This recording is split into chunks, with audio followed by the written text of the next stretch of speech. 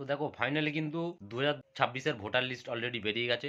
কাদের কাদের voter লিস্টের নাম আছে তোমরা খুব সহজেই জানতে পারবে।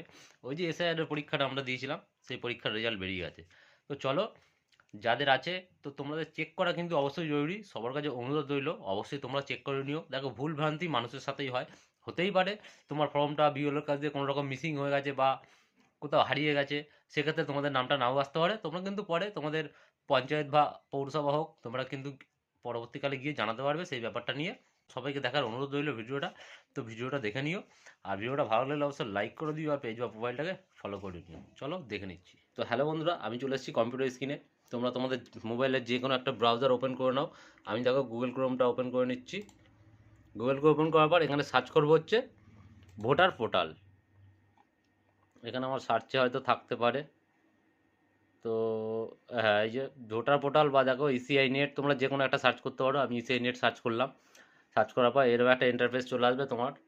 এটাই ক্লিক করো। ক্লিক করার পরে দেখো আমাদের আহ, এখানে লগ ইন করতে বলছে। এখানে তোমরা মোবাইল নাম্বারটা দিয়ে দাও। এখানে লগ ইন করতে বলছে, এখানে মোবাইল নাম্বারটা দিয়ে দাও। দিয়ে এই ক্যাপচার কোডটা সেম এখানে ফিল করে রিকোয়েস্ট ওটিপিতে ক্লিক করো। তোমাদের ফোনে একটা দেখো ওটিপি চলে আসবে। তো আমি ফটাফট করে নিচ্ছি। তো ওটিপি ফটাফট এখানে ফিল করে দাও।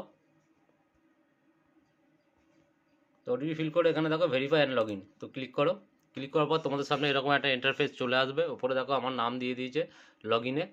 তো তোমরা এবার কি করবে, তোমরা একটু এখানে স্ক্রল করে নিচে যাবে। নিচে যাওয়ার পর এইখানে দেখো search your name in voter list, তো তোমরা এটাই ক্লিক করবে।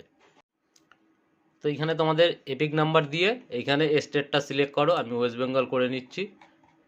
ওয়েস্ট বেঙ্গল সিলেক্ট করে নিয়েছি। করার পর এখানে ক্যাপচার কোডটা, এখানে সেম ক্যাপচার কোডটা দিয়ে দাও। আমি দিয়ে দিচ্ছি। তো ক্যাপচার কোড দেওয়া গেলে এখানে দেখো সার্চে ক্লিক করো। ক্লিক করার পর দেখো তোমাদের সামনে পুরোপুরি তোমাদের নামটা এখানে চলে আসবে। তোমার বাবার নাম এখানে দেখো সবার প্রথমে দেখাচ্ছে তোমার এপিক নাম্বারটা, তারপরে তোমার নাম, তারপরে তোমার বয়স, তারপরে তোমার বাবার নাম, তারপরে স্টেট ওয়েস্ট বেঙ্গল, হুগলি। এখানে দেখো সপ্তগ্রাম বিধানসভা 193। এখানে Teghoria primary school part number. এইখানে দেখো সিরিয়াল নাম্বারটা তোমাদের কিন্তু চেঞ্জ হয়ে যেতে পারে। তো তোমরা পুরনো ভোটার লিস্ট দেখে সিরিয়াল নাম্বার বসাবে না। এই সিরিয়াল নাম্বারটা কিন্তু পুরনো ভোটার লিস্টের সাথে সবারই মোটামুটি চেঞ্জ হয়ে যাবে, যাদের আর কি 2002 ভোটার লিস্ট ছিল।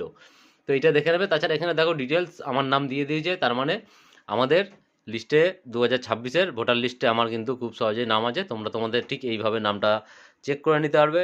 তো চলো টাটা, বাই বাই, ভালো থেকো, সুস্থ থেকো।